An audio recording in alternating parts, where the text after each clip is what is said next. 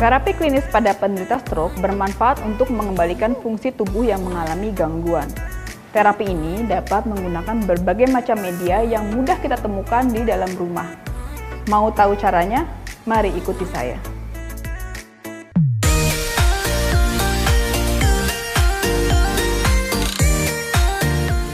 Kali ini, saya akan memberikan beberapa terapi klinis bagi Anda yang sedang merawat orang dengan stroke ataupun sedang mendampingi orang dengan stroke.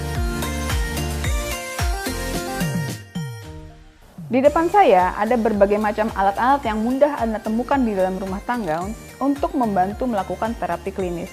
Bisa kita lihat, ada alat bola, kemudian ada piring dan sendok, garpu, mangkuk, gelas dan sendok, dan alat seperti permainan untuk anak-anak untuk melatih motorik halus.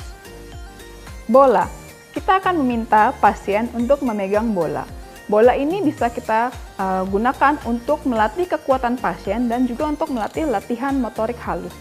Apabila pasien mengalami kesulitan dengan satu tangannya, maka sebagai orang yang merawat dengan stroke bisa membantunya. Contoh seperti ini, tidak apa-apa bila pasien mengalami kesulitan.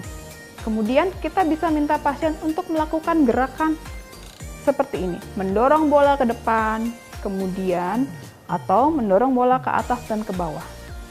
Yang penting adalah pengulangannya, karena pengulangannya itu merupakan dosis latihan dan juga memberikan sinyal atau stimulus ke otak untuk melakukan gerakan itu kembali. Berikutnya adalah alat ini, hand grip dynamometer. Ini alat ini mudah kita temukan. Alat ini digunakan untuk melatih kekuatan otot tangan. Apabila pasien mengalami kesulitan dengan tangan yang kelemahan, kita gunakan dulu pada tangan yang sehat. Prinsipnya, apabila pada tangan yang sehat melakukan suatu gerakan, maka pada tangan yang sakitnya akan meniru gerakan tersebut. Kemudian kita lakukan berkali-kali atau pengulangan repetisi. Apabila sudah bisa mulai, maka kita taruh kepada tangan yang sakit. Contohnya misalkan pasien atau penderita mengalami kelemahan pada sisi sebelah kanan, maka kita bantu dia untuk menggenggam. Tidak penting seberapa kuat dia bisa menggenggam, tetapi lakukanlah pengulangan berkali-kali. Selanjutnya adalah piring, sendok dan garpu, kemudian mangkuk, gelas, dan sendok. Alat-alat ini sebenarnya kita bisa pakai sebagai media untuk terapi klinis. Kita bisa minta pasiennya atau penderita dengan stroke untuk latihan memegang piring ataupun latihan mulai makan sendiri. Apabila contohnya pasien mengalami kesulitan atau kelemahan di sisi kanan, maka kita bisa bantu pasien untuk membantu pegang sendoknya. Apabila kesulitan dibantu. Kemudian, mintalah pasien untuk mulai menyendok makanan dari piringnya. Bila kesulitan, kita bantu untuk mendekatkan. Kita hanya membantu dan kita membuat pasien untuk melakukan gerakan sendiri. Ingat, gerakan ini adalah bagian dari terapi klinis. Misalkan dia bisa mulai memegang.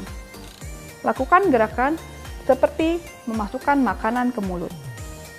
Gerakan ini melatih lingkup gerak sendi dan latihan koordinasi antara tangan dan mata. Lakukan gerakan berulang-ulang. Demikian juga dengan sendok ataupun garpu. Kemudian, kita bisa minta untuk pasien mengingat ini adalah benda apa, piring fungsinya untuk apa. Sama dengan piring, mangkuk bisa digunakan juga untuk melatih latihan kekuatan otot, serta latihan lingkup gerak sendi dan latihan koordinasi. Alat yang mudah kita temukan berikutnya adalah gelas. Hati-hati pada pasien yang mengalami kesulitan dalam minum ataupun makan.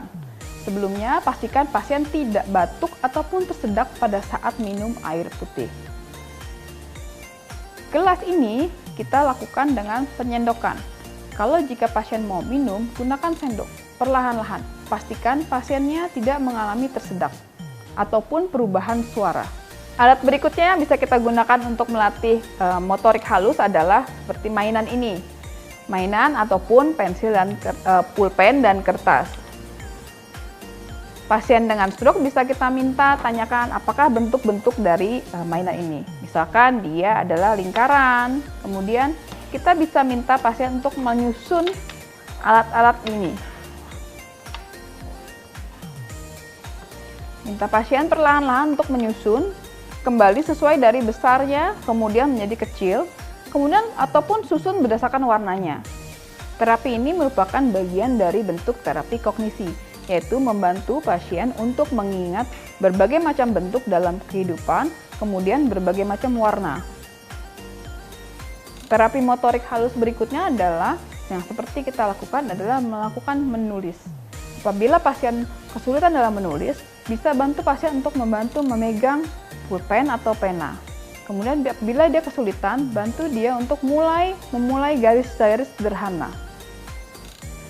Karena dengan memulai garis sederhana, ini akan kembali mengaktifkan sistem memori di otaknya tentang kemampuan untuk menulis.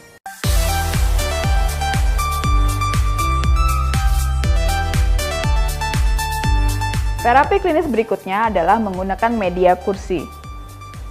Pertama-tama kita minta pasiennya untuk duduk atau kita bantu pasien untuk duduk di kursi. Apabila pasiennya duduk tidak benar, mulai kita bantu posisikan dia, posisinya duduk tegak dan seimbang.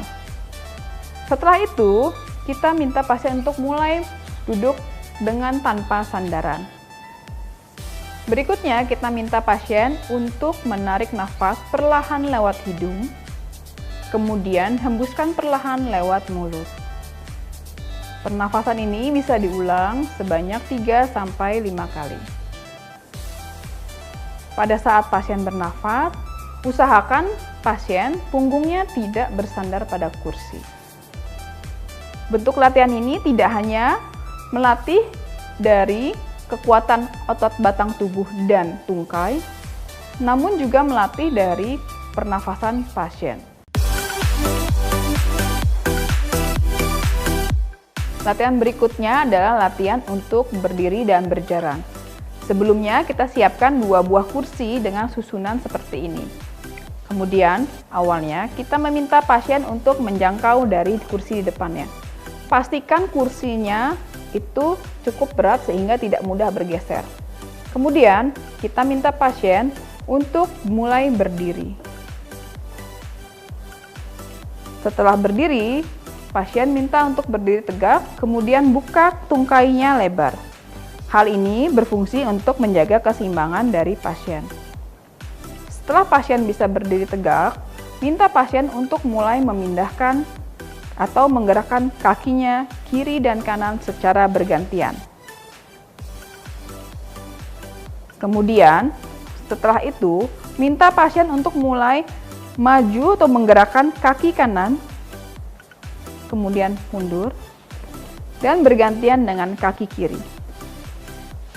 Gerakan ini berfungsi untuk melatih keseimbangan dan juga koordinasi dari pasien sebagai persiapan dari proses berjalan.